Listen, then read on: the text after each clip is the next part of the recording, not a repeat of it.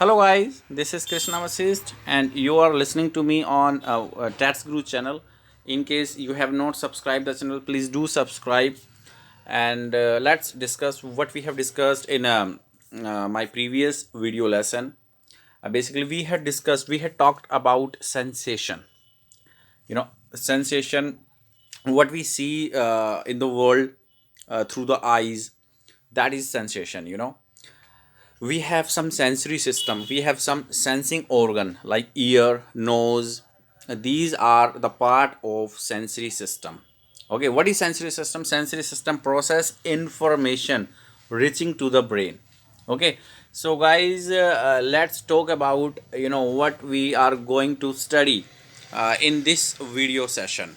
Particular in this video session, I'll talk about, so we are going to study perception. We are going to have a word on perception. Okay, so in the last section we deal with sensation. As you know, the process of bringing information into the brain. The process of bringing information into the brain. Okay, so this is the part of sensation, guys. Next, this section is about perception, or how we use sensation into meaningful patterns. Okay, how we use sensations into meaningful patterns. ठीक है, this is very very important guys. हम इस संसार में, इस world में जो चीज़ देखते हैं, तो एक सेंसेशंस क्रिएट होती हैं हमारे माइंड में. उस पर्टिकुलर पैटर्न को हम किस तरीके से समझते हैं, किस तरीके से उसको अंडरस्टैंड करते हैं, किस तरीके से उसको नोटिस करते हैं, that is called perception. Perception is the ability to understand something. Perception is the ability to notice something. Okay, as we encounter a variety of event in our daily life, the brain actively selects, organizes and integrates sensory information. Okay, this is very important, guys. Let me read it for you once again. The brain actively selects, brain actively selects, organizes and integrates. By the way, this is the part of perception, that we will discuss later. First of all, our brain has to understand various types of informations that the brain receiving from sensory organs. Okay, so this is the first part, organizes. There are a lot of informations, so हमें उसको organize करना पड़ेगा, guys. और फिर उसको integrate करना पड़ेगा. Different different types में ऑर्गेनाइजेशन होता है. अगर ऑर्गेनाइजेशन नहीं होता एक रेगुलर पैटर्न में, तो basically it is going to have difficulty to understand particular information. Mess up होने के चांसेस काफ़ी ज़्यादा हैं, गाइज. उसके बाद information to create a picture of the world. Some of our perception are native और inborn, and many other perceptions are a result of our past experiences. So यहाँ पर ये थोड़ा सा इम्पोर्टेंट है बच्चों, कि कुछ जो परसेप्शंस होती हैं, that was from, that is native actually. कुछ इनबोर्न क्वालिटीज़ होती हैं, ठीक है, और कुछ जो है perceptions are coming from our past experiences. Past experiences का भी काफ़ी ज़्यादा रोल है, गाइज. उसके बाद स्टडी करते हैं. Sensation is the stage where neural activity codes the information. अब that sensory sensation is the stage where neural activity codes information. जो इंफॉर्मेशन हमारा जो ब्रेन समझ रहा है, उसको डिकोड करना बहुत ज़रूरी है. And to understand the nature of stimulation. अब what is stimulation here? What we see in the world, what we see in front. Suppose we are looking at a bottle which is placed on a table. Okay, so that bottle particularly,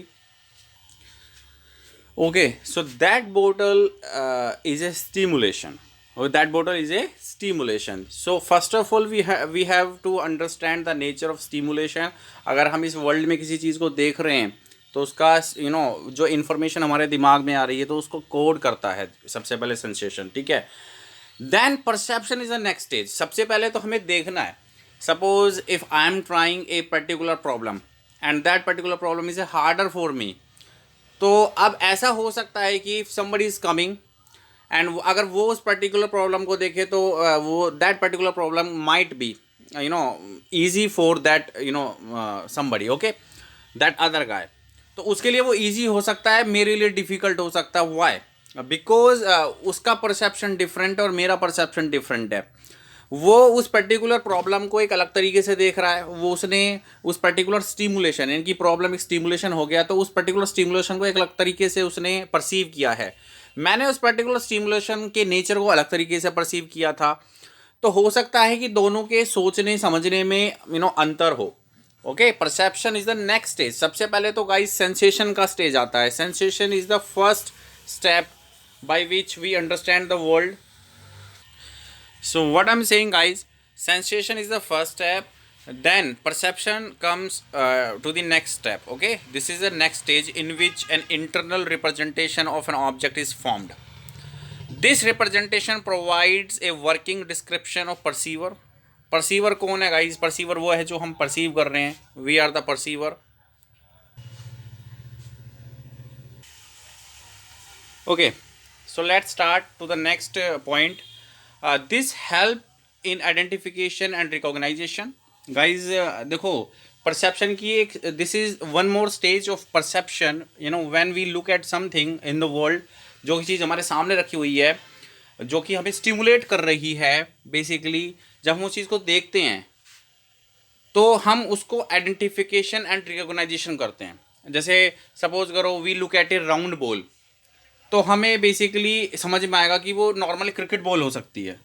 तो जब हमने उस object को देखा, then हमने क्या परसेप्ट किया, can you tell me, क्या परसेप्ट किया? सपोज करो आपके सामने एक राउंड शेप की बॉल है, तो आपने उसको देखा, तो व्हाट डू यू परसेप्ट, क्या परसेप्ट करते हो? क्रिकेट बॉल ही तो परसेप्ट करते हैं ना बेसिकली. हम कोई हॉकी की बॉल तो परसेप्ट नहीं करते ना. तो ये जो प्रोसेस है basically, this is called identification and recognization, and meaning is assign to that percept. जैसे कि मैंने आपको बोला कि जब किसी चीज़ को देखते हैं तो उसके साथ एक मीनिंग को असाइन कर देते हैं guys. First of all we have a sensation process, then next step is perception, और उसके बाद जो है आइडेंटिफिकेशन एंड रिकॉग्नाइजेशन होता है. एक मीनिंग हम जो है असाइन करते हैं. Perception and recognition are combined process that do not act separately. ये आप समझ लो कि दोनों के दोनों एक combined process है. For example, a circular object may be a cricket ball or orange.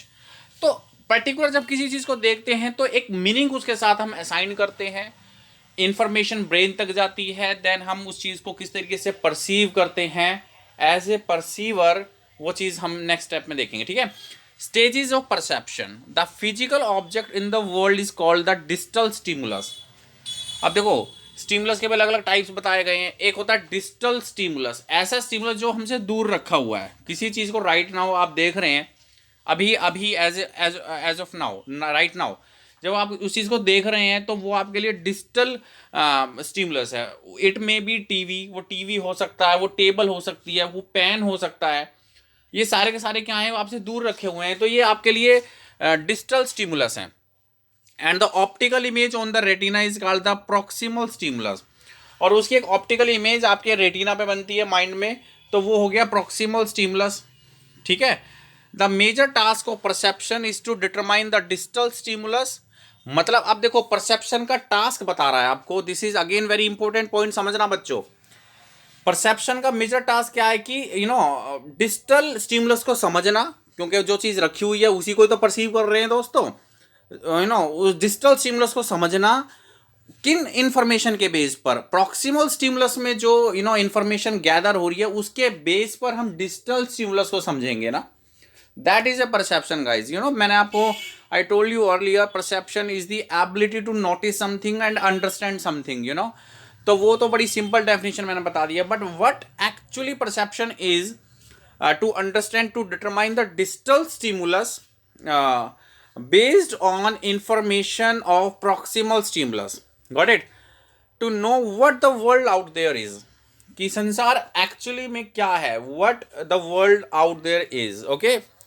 There is a more to perceiving which includes physical properties such as shape और साइज एंड पास्ट एक्सपीरियंसेस. ठीक है. अब इसके बाद इन्होंने कुछ process आपको दिखा रखी हैं, तो let's go down and understand the first process. I'm talking about this guy, this particular point.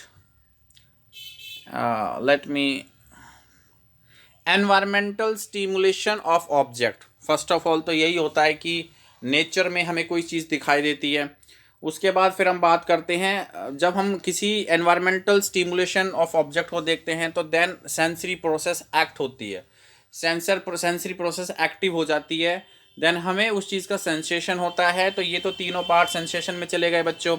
उसके बाद ऑर्गेनाइजेशन, जो इन्फॉर्मेशन कलेक्ट हो रहा है उसको, उस इन्फॉर्मेशन को ऑर्गेनाइज करना, डेप्थ, कंसिस्टेंसी, लगातार तरीके से। जब सेंसेशन के बाद फिर आपका परसेप्शन स्टार्ट होता है, ठीक है, perceptual synthesis of features, then analysis into parts, and finally दोस्तों क्या होता है, आइडेंटिफिकेशन और रिकॉग्नाइजेशन होता है। ठीक है, तो दोस्तों ये था परसेप्शन का कंप्लीट वीडियो सेशन जो कि मैंने आपको डिलीवर किया है। उम्मीद करता हूँ कि आपको समझ में आया होगा। you got all the points what I told you in this video lesson. तो next we will study about perceptual organization। ठीक है, ये हम नेक्स्ट वीडियो में अच्छे से रीड करेंगे। उम्मीद करता हूँ कि आपको आज का लेसन बड़ा फ्रूटफुल लगा होगा। Thank you very much guys, और टैट्स गुरु चैनल को सब्सक्राइब करना ना भूलें। थैंक यू गाइज, मिलते हैं नेक्स्ट वीडियो लेसन में। धन्यवाद।